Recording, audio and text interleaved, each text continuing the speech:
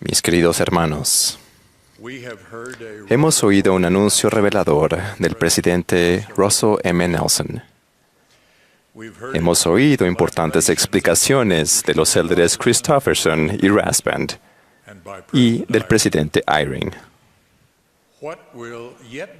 Lo que se dirá luego, incluso más de parte del presidente Nelson, explicará lo que ustedes, los líderes del Señor y poseedores del sacerdocio, harán ahora en sus responsabilidades. Para ayudarles en esto, repasaré algunos principios fundamentales que rigen el sacerdocio que poseen. El sacerdocio de Melquisedec es la autoridad divina que Dios ha delegado para efectuar su obra de llevar a cabo la vida eterna del hombre. En 1829, los apóstoles del Salvador, Pedro, Santiago y Juan, confirieron el sacerdocio a José Smith y también a Oliver Cowdery. El sacerdocio es sagrado y poderoso, más allá de nuestra capacidad de descripción. Las llaves del sacerdocio son los poderes para dirigir el ejercicio de la autoridad del sacerdocio. Por lo tanto, cuando los apóstoles confirieron el sacerdocio de Melquisedec a José y a Oliver, también les dieron las llaves para dirigir su uso. No obstante, no se confirieron todas las llaves del sacerdocio en ese momento.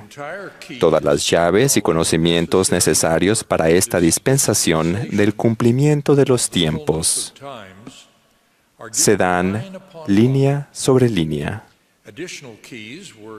7 años después se entregaron más llaves en el templo de Kirkland. Esas llaves se entregaron para dirigir la autoridad del sacerdocio en las asignaciones adicionales que se dieron en aquel momento, tal como el bautismo por los muertos. El sacerdocio de Melquisedec no es un rango ni un título, es un poder divino que se nos confía para su uso en beneficio de la obra de Dios para sus hijos. Debemos recordar siempre que los hombres que poseen el sacerdocio no son el sacerdocio. No es apropiado decir el sacerdocio y las mujeres. Deberíamos decir los poseedores del sacerdocio y las mujeres. Ahora consideremos lo que el Señor Jesucristo espera de quienes poseen su sacerdocio, el modo en que hemos de traer almas a Él. El presidente Joseph F. Smith enseñó: se ha dicho, y es verdad, que la Iglesia está perfectamente organizada. El único problema es que esas organizaciones no están completamente al tanto de las obligaciones que tienen. Cuando se den cuenta por completo de lo que se requiere de ellas, cumplirán sus deberes más fielmente y la obra del Señor será mucho más fuerte, más potente e influyente en el mundo.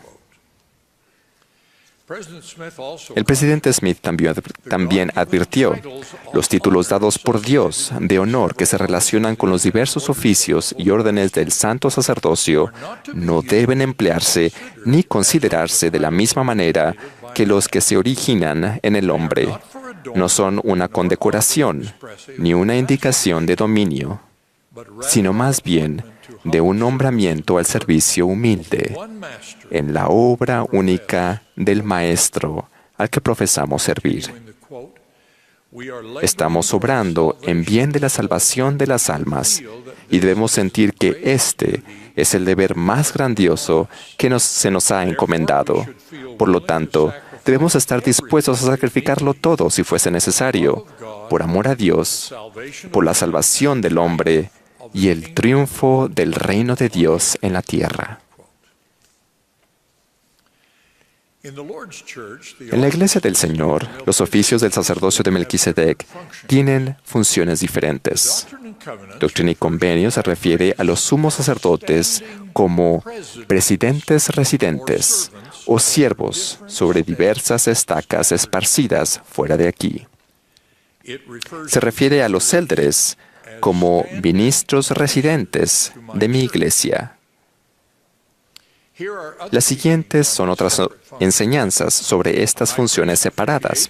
Los sumos sacerdotes ofician y administran las cosas espirituales. Además, como enseñó el presidente Joseph F. Smith, en tanto al que ha sido ordenado sumo sacerdote, debe sentir que tiene la obligación de dar un ejemplo digno de emulación a los mayores y a los jóvenes, y de asumir una posición tal de ser un maestro de rectitud, no solo por precepto, sino más particularmente mediante el ejemplo, al dar a los más jóvenes el beneficio de la experiencia de la edad, llegando así a ser lo individual, un poder en medio de la comunidad en la que se resida.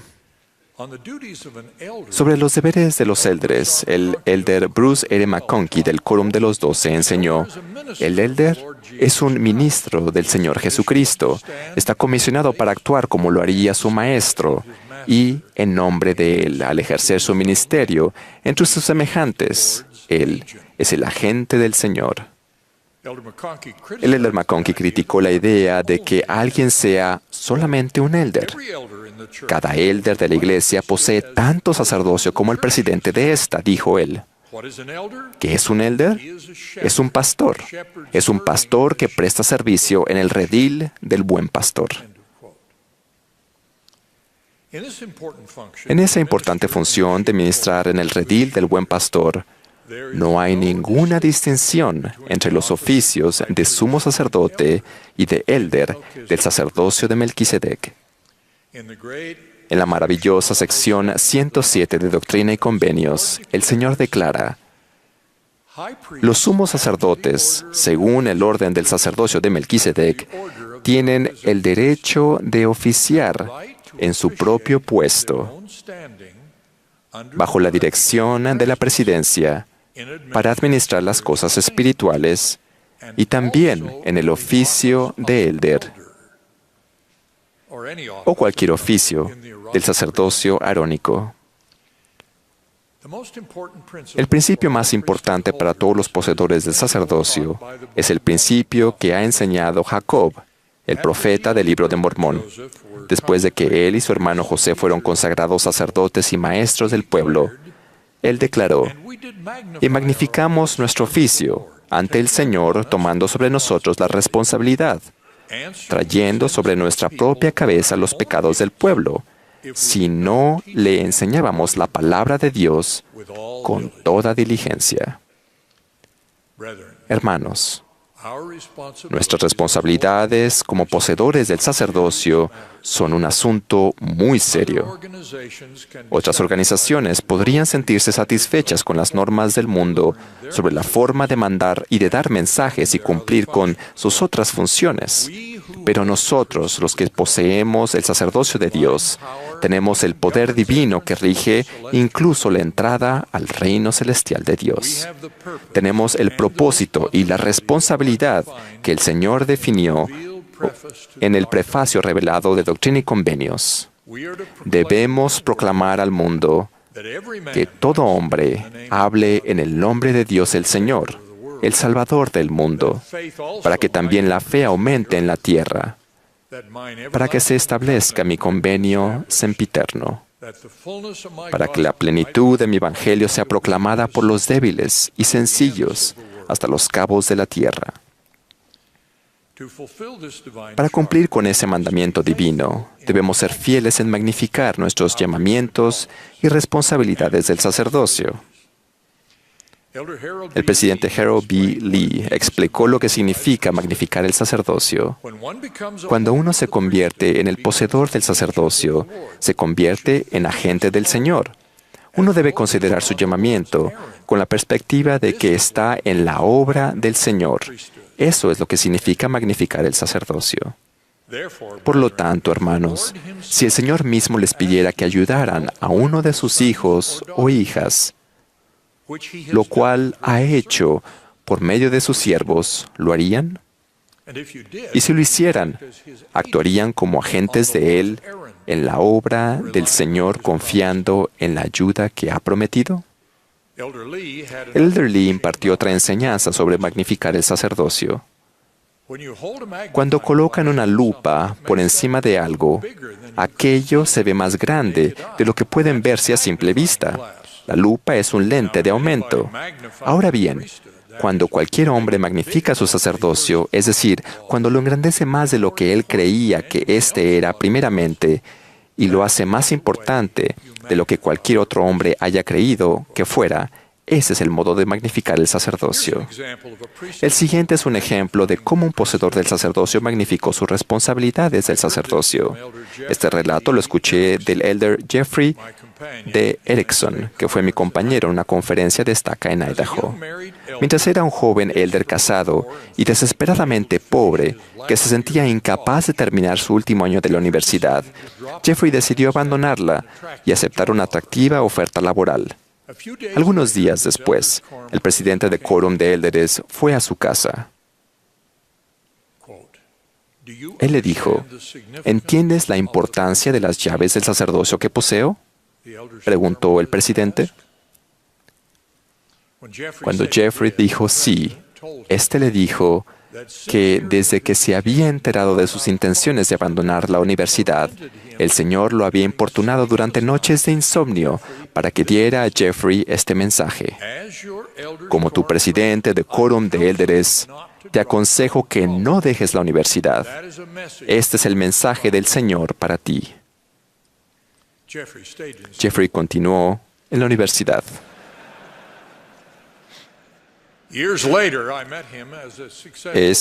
Como vemos después, años después, me encontré con él cuando ya era un próspero hombre de negocios y oí que decía una congregación, aquel consejo ha marcado toda la diferencia en mi vida.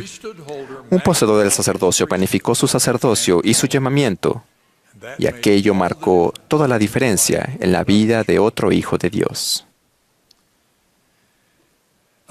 Hasta aquí he hablado de las funciones del sacerdocio en la iglesia.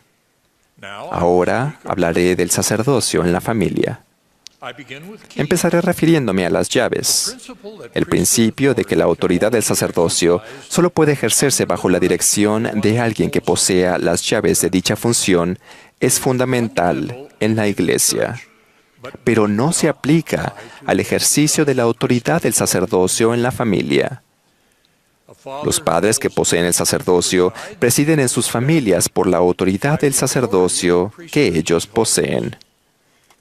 No tiene necesidad de tener la dirección ni la aprobación de las llaves del sacerdocio a fin de ejercer ni aconsejar a los miembros de su familia, organizar reuniones familiares, dar bendiciones del sacerdocio a su esposa e hijos, o dar bendiciones de salud a los miembros de la familia u otras personas. Si los padres magnificaran su sacerdocio en su propia familia, esto haría avanzar la misión de la iglesia más que cualquier otra cosa que pudieran hacer. Los padres que poseen el sacerdocio de Melquisedec deben guardar los mandamientos a fin de tener el poder del sacerdocio para dar bendiciones a los miembros de la familia. También deben cultivar lazos familiares de amor para que los miembros de la familia quieran pedir bendiciones a sus padres. Y el padre y la madre deben fomentar que se den más bendiciones del sacerdocio en la familia. Padres, actúen como compañeros iguales de sus esposas, tal como enseña la proclamación para la familia. Y padres, cuando tengan el privilegio de ejercer el poder y la influencia de la autoridad de su sacerdocio, háganlo por persuasión, por longanimidad, benignidad, mansedumbre y por amor sincero. Esa elevada norma para el ejercicio de la autoridad del sacerdocio es de suma importancia en la familia. El presidente Harold B. Lee extendió esta promesa apenas llegó a ser el presidente de la iglesia. El poder del sacerdocio que ustedes poseen nunca es más magnífico que cuando hay una crisis en su hogar, una enfermedad grave o cuando haya que tomar alguna decisión de suma importancia. Comprendido en el poder del sacerdocio, que es el poder de Dios Todopoderoso, es el poder de efectuar milagros, si así es la voluntad del Señor.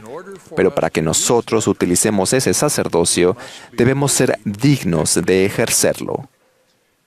No comprender ese principio equivale a no recibir las bendiciones de poseer ese gran sacerdocio. Mis amados hermanos, el que magnifiquen el santo sacerdocio que poseen es crucial para la obra del Señor con sus familias y llamamientos de la Iglesia. Testifico de aquel a quien pertenece el sacerdocio, mediante su sufrimiento y sacrificios expiatorios y su resurrección. Todos los hombres y mujeres tenemos la seguridad de la inmortalidad y la oportunidad de alcanzar la vida eterna. Todos nosotros debemos ser fieles y diligentes al hacer nuestra parte en esta gran obra de Dios, nuestro Padre eterno. En el nombre de Jesucristo. Amén.